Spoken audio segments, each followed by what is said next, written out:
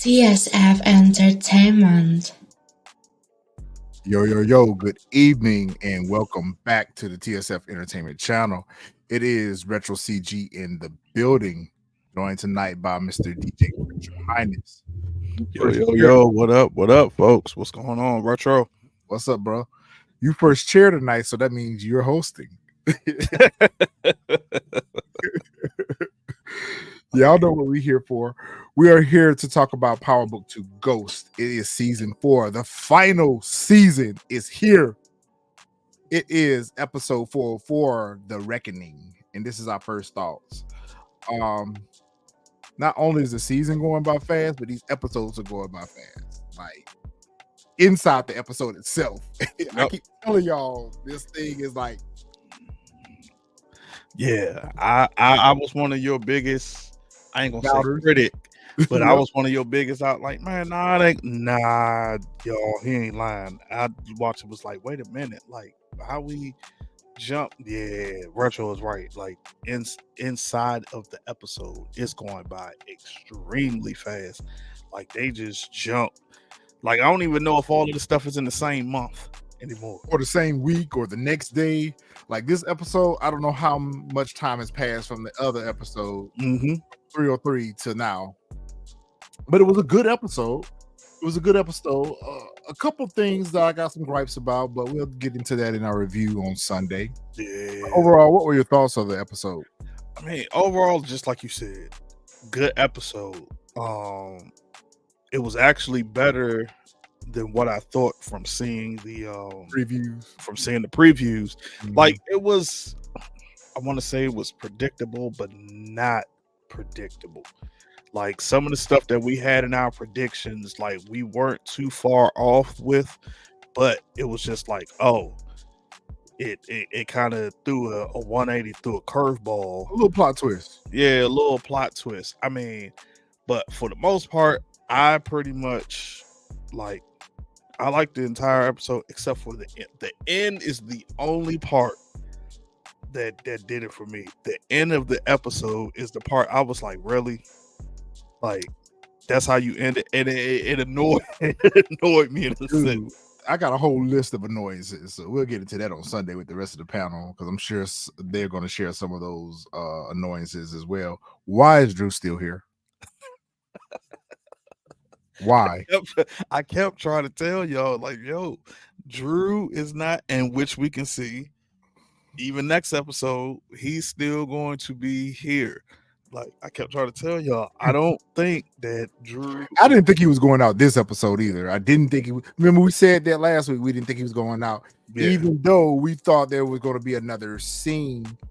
It was just 2 fight scenes in the same episode. Yeah, so I thought it was going to split. Yeah. So it was actually the same episode, where Kane and Drew had their conflict, which I can understand why neither one of the brothers pulled the trigger on each other. Like, I get it. I get it. They're brothers. I get that part. Kane was for sure. At the hotel, yes. No, at the store, before Monet called. Yeah. He was out of here. He was out of here. He was gone. He was out of here. Yeah, I agree. He told him, he said, "Yo, you better pull it now, because the next time I say, oh, he was going to pull it for sure." Yeah, but, yeah, that part surprised me, because I did not expect both parts to be in the same episode. I thought that fight was going to come probably like the next episode or something. So, when it happened, I was like, and it was kind of crazy when I saw it coming. I said, okay. This is like Cain and Abel, this episode between these two. So, but I do think, even though I was looking for it in this episode and it wasn't really with Seline, why you answer that door, bro? Like, you should have just like, nah, I ain't got no worries for you, Diana. Keep on moving. Keep on trucking along. Don't bring your drama over here. Bro, you know you don't have a gangster bone in your body. Yo, he tried to hold Diana down. He promised her. That he wasn't gonna give her up. So I give him that. But it was just like, bruh, you folded so quick. So that showed Dude, he had a weapon brandished in front of his face. What would you have done? I mean, but at the same time, if you talking about, you telling this girl like, oh yeah, I don't worry, I got you, etc. or whatever. Like, but look what happened. You did all of that, and then you tried to be even more gangster, and look what happened to you. Yep, look what happened to you. Like, you ain't even had to do that. You probably could have just because I guarantee you, Tariq wouldn't even have did, and Tariq probably would have rolled out. But the fact that you tried to be whipped him up a little bit, like smacked him around with a gun or something like that. Yeah, probably would have told him like, yeah, nah, don't say nothing. Yeah. I don't know. I got a different opinion about that whole situation, but I'll say that to Sunday. Yeah. Monet, I'm really digging the flashbacks. I thought by now I would have gotten annoyed with them, but each one gives us more and more insight. I wish we would have gotten this before. I wish we'd have gotten this with other characters as well. Yeah, I would love to see their flashbacks too, because all this is from Monet's perspective. Yeah, I really would have liked to have seen a Drew flashback, a Kane flashback, or a Diana flashback from their perspective, just to see how they were processing it in that time. Mm-hmm. We kind of saw a little bit of that with Drew in this flashback. Yeah, we definitely saw it with Drew.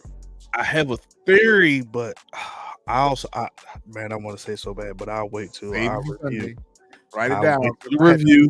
Oh, I don't even need to write it down because it's stuck in the mind. But yeah, it was like that was like I said, I'm all here for the flashbacks, and then it was dope. And then you also saw, like you said, with the Drew flashback, and as much as we hate Drew, I got to give it to Drew. Like, he was pretty much Drew was speaking all truths in this episode. Like, he ain't tell no lie. Mama itch. With that part, yeah, like, and that literally almost got him. Yeah. If Diana had pushed her on that bed, I think he would have been out of here again. So if she had to push Monet on that bed, he was out of here. I was like, for real. I was like, Diana don't fight. I was like, all of a sudden, but I think she knew, like, oh, she about to blow his.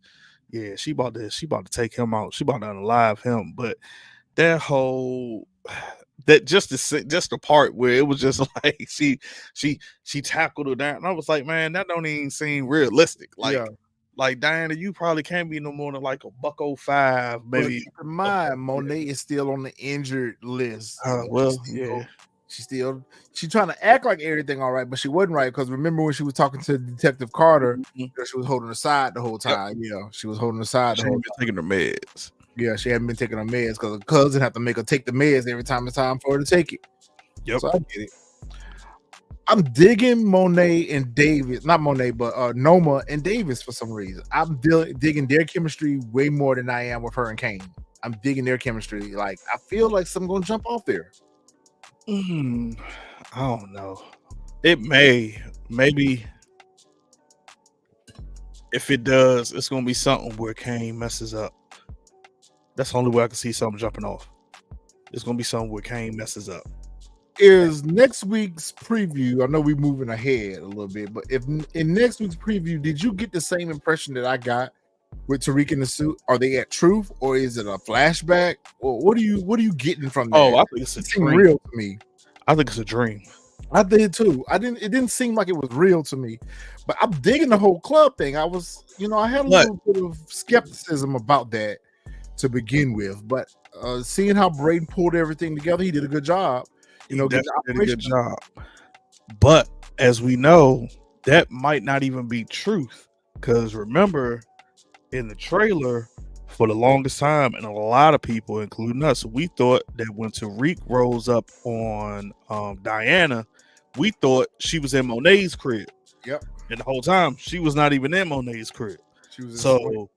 It could be possible that although I get it, it looks like truth, it looks like he's being ghost, everything. I think it's a dream.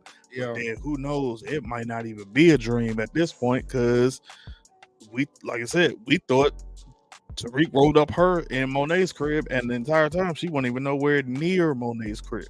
And we're gonna talk about that too on Sunday. I ain't gonna get into it right now because that's one of my gripes. So, yo, I feel like for the first time this season, Detective Carter has made a mistake. Yep. Okay, we're on the same page. Yep. So we'll get into that on Sunday then. Yep. Because if you think what I'm thinking, I feel like he made a mistake. And that mistake is going to bite him in the ass. Mm-hmm. Watch. Yep. He sure did. I saw that and I was just like, and I was looking like, okay, we on the same page. I was like, okay, you about to be like, I can't even think of the I'm trying to think of the person's name from the OG Power. It'll come back to me. I was like, oh, that's how you trying to be. I was like, okay. I was like, you trying to be like Sullivan and oh man, what is his name? I can't think of his name. Greg. Yep. I was like, you trying to be like Knox. All of them. I was like, you not paying attention. I was like, you stuck. I was like, what's happening around you? You got tunnel vision right now. Yep. You got tunnel vision, but you leaving yourself exposed. Yep. So yeah, he definitely messed up for sure. Yep. So and I just, I'll save that for Sunday. I'll save that for Sunday. I was going to get into the whole brain and nail thing, but we'll be here all night if I do that. So, but overall, I thought it was a really good episode. I really enjoyed the direction that they're taking us. They're setting us up for the second half of the season. I feel like they're setting us up for the second half of the season, but I feel like we need to start losing some people right now. We're at episode 4. Like, we need to go ahead and start, getting rid of the roster. I think we will. Get rid of next episode. What I can say, and I mean, I can say it again on the review, but what I can say is just judging off that trailer for episode 5, I have a feeling that I'm not going to like episode 5 at all. Like, just judging the trailer and stuff that was said in the trailer and like the direction of the trailer, like where stuff is going, I just have that feeling like I'm not going to like this quote unquote mid-season finale. Like I just have that strangest feeling. Like, we'll talk about that offline because I think I know what you're upset about. I think I know what you kind of got a gripe about. So we may share the same opinion, actually. Yeah. We may share the same opinion. So we'll see what you're talking about. But yeah, I feel like it's time for us to start getting rid of some folks. It's time for us. To me, they didn't really. I'm a little disappointed about them getting rid of Seline and him not even knowing that Diana was pregnant. And I feel like there is still a possibility that Tariq is not the father of this child. Even though I've said it from day one that Tariq was going to be the father. Yeah. Even though I have said it, let me just be clear. I have said it over and over again that Tariq is going to be the father. I still think that for a plot twist later on down the line, it's going to be revealed that this child is not Tariq's. Yeah. And Seline went to his grave not even knowing that she was even pregnant, let alone that he could possibly have been the father. And I felt like just for a moment there, she was getting ready to tell him. Bruh, that's what I thought. I for sure thought she was going to break down. And I thought that's what she was going to tell him, and that's why she needed to get out of town. To me, that would have been a better cover. But like, dude, she in some kind of trouble. You're not asking no question. Here, take my keys. Here, take my car. Go to my parents' house. Like, that's unrealistic for me. You got to tell me a little bit more. Like, what you into? What you got going on? Why you over here? I'd have been like, why you at my doorstep? Right. We ain't spoke in forever. Why you at my doorstep is number one. So that would have been the first question. But yeah, I kind of agree with you on that. Because like I said, we already know the Power Universe is known for plot twists, like huge plot twists. And boomerangs. And boomerang. So it's like, in a sense, I'm kind of hoping that Tariq is not, because it'd just kind of be like it'd be too predictable. But bro, what did I say in the group chat last week? I laid it out for you. I laid it out how it's going to go forward. You did. Monet's going to be the grandma. You did. Like, it's just, and normally Power is not, at least for like OG Power and Book 2, normally they're not the predictable ones. Yeah. it's normally like Force and Kanan, of course. Some parts of Well, not even parts of Kanan, but Yeah. mainly like Force is like the predictable. Yeah.